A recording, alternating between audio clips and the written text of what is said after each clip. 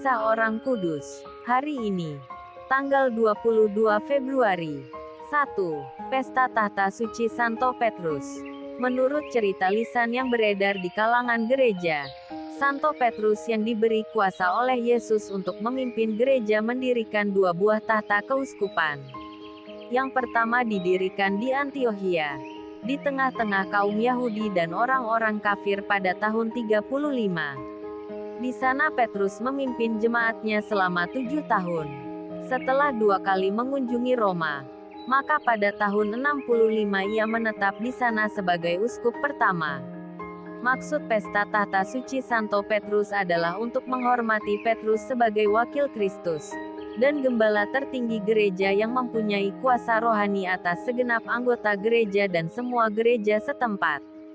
Kuasa Petrus ini yang lazim disebut primat Petrus, diberikan langsung oleh Yesus sebelum kenaikannya ke surga. Yohanes bab 21 ayat 15-19. 2. Santa Margareta dari Cortona. Pengaku iman. Margareta tergolong gadis yang malang hidupnya terlebih-lebih setelah ibunya meninggal. Gaya hidupnya sembrono tanpa kendali.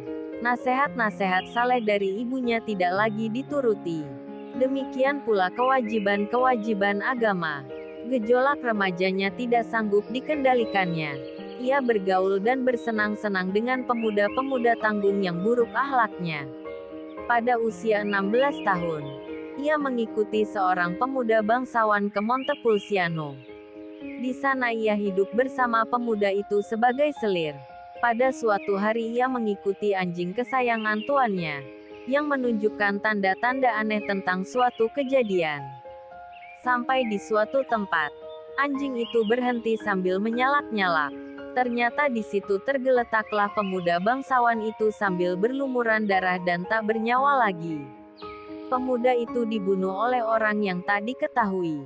Karena peristiwa ini, Margareta diusir keluar dari istana bersama dengan anaknya.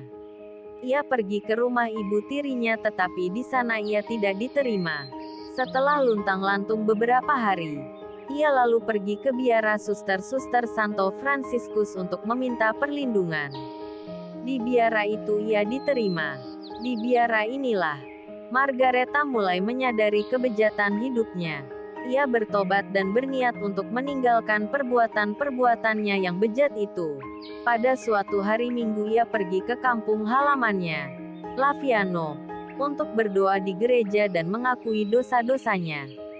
Setelah mengalami banyak percobaan batin yang berat, akhirnya ia diterima sebagai anggota Ordo ketiga Santo Fransiskus. Keanggotaannya di dalam ordo ini sungguh suatu anugerah Tuhan baginya. Ia mulai menata hidupnya secara baru dalam doa dan karya-karya amal. Akhirnya ia sendiri mendirikan sebuah rumah sakit untuk orang-orang miskin. Anaknya sendiri menjadi seorang imam dalam Ordo Santo Fransiskus. Margareta meninggal dunia pada tahun 1297 di Cortona. Pesta Tahta Suci Santo Petrus dan Santa Margareta. Doakanlah kami. Kak Carla Channel.